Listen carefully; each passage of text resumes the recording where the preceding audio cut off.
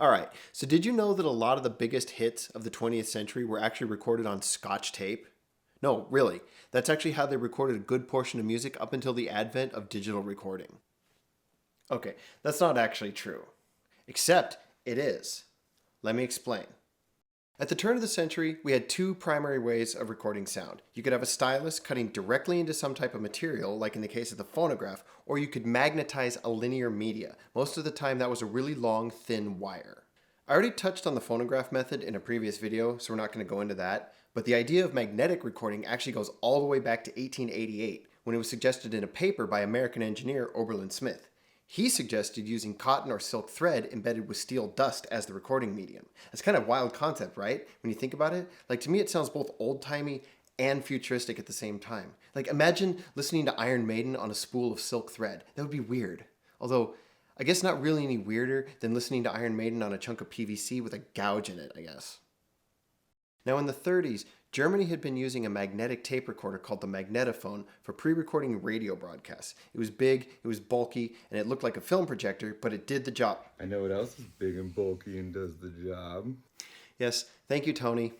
Originally, it actually used steel tape, and then paper tape coated in iron oxide particles, but they quickly switched to PVC for obvious reasons. They also gave us AC biasing, which was a big step forward in audio recording, but that's kind of beyond the scope of this video. We might get into that another time, kind of depends how deep into the weeds we want to go with it.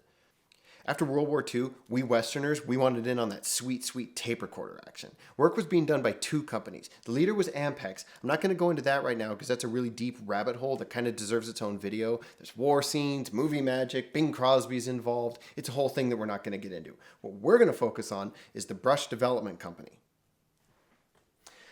Not that kind. Brush got in early on the American tape recorder market with the BK401 Soundmirror. What's significant about that machine is that Brush lacked either the capability or the desire to manufacture large amounts of recording tape. But there was a company in Minnesota who knew a thing or two about making thin cellulose tape, the Minnesota Mining and Manufacturing Company, or as the kids call it, 3M. 3M goes way back. They started off in 1902 making just sandpaper, but they branched out quickly and developed all kinds of different products. Scotch Tape came about through the work of one banjo-playing 3M engineer named Richard Drew. He wanted to make painting cars easier by creating an easily removable masking tape. The official story is that while developing the masking tape, Drew took it to an auto detailer who was doing a two-tone paint job. When the guy tried the tape, it wasn't sticky enough, and he says, quote, "Take this tape back to those Scotch bosses of yours and tell them to put more adhesive on it." Even though he meant Scotch as a pejorative, the name stuck. 5 years later, in 1930, Richard Drew created the clear Scotch tape that we think of today as a product meant for grocers and butchers to tape up the paper packaging that they sold meat, whatever else in. That was actually the first clear adhesive tape. Coincidentally, the Great Depression hit only a year earlier, and Scotch tape became extremely popular with the general public as a way to mend things that had broken because it was way cheaper than replacing them or taking them to be repaired. Sold like crazy. I'm pretty sure that's where the nerds with the glasses thing came from, the tape bit. Now, Scotch tape is basically a pressure-sensitive adhesive applied to a thin, flexible, but strong cellophane backing. That's actually where the term sellotape comes from. I'm flexible but strong. Oh my God, Tony, enough. Anyway, 3M had facilities to specifically make large quantities of very thin tape with something stuck to it. Ergo, they were the ideal candidate to make the oxide-coated recording tape needed by Brush for their new tape recorders. And that's exactly what they did. And they came up with this. Well, something similar. After applying the name Scotch to so many product lines, it was only natural that they would call this stuff Scotch tape. It's basically the same as the sticky tape, but with oxide recording medium applied to it rather than adhesive.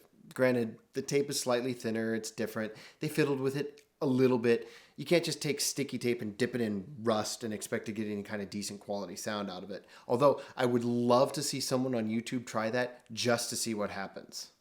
But they used a few different plastic backing materials, at least polyester, cellulose, and acetate that I could find, plus something called Tensar, which seems to be a proprietary material, and it's lubricated with silicone on the back. Lubricated.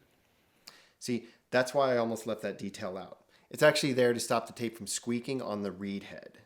So the magnetic recording tape worked okay, but the fidelity was lacking. They were using a ferrous oxide formulation that didn't really take to being magnetized all that well. Fortunately, they found another similar one which was much better, and it became an industry standard for decades until it was replaced by chromium oxide. In fact, most of the master recordings of songs, at least until the 80s, were recorded and mastered on open reel tapes, and a lot of them were Scotch brand tapes manufactured by 3M.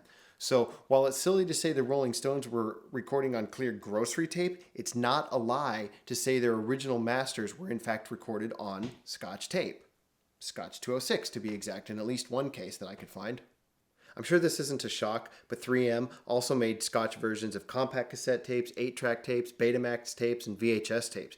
Eagle-eyed viewers might have caught the Scotch videotape in my video about the Citizen portable VHS player. Go check that one out if you haven't already. I'll put a link in the description. That's all for now, though. I'll leave you with one fun fact about Scotch tape, though, that you might not know. But before I do that, please leave a like and hit that subscribe button. It helps the channel out immensely. So, that said, fun fact. Scotch tape displays something called triboluminescence. That's a property of some materials where they produce light where they're mechanically pulled apart or crushed. Wintergreen lifesavers also do it. What's wild about that is that back in the 1950s, a group of Soviet scientists figured out that the light produced by Scotch tape also produces X-rays. And that's wild enough. But in 2008, a paper was published in the journal Nature that said that those X-rays were strong enough to actually make a print of a finger on photographic paper. So there's another YouTube experiment idea that I'd like to see. And I'll see you next time. Stay metal.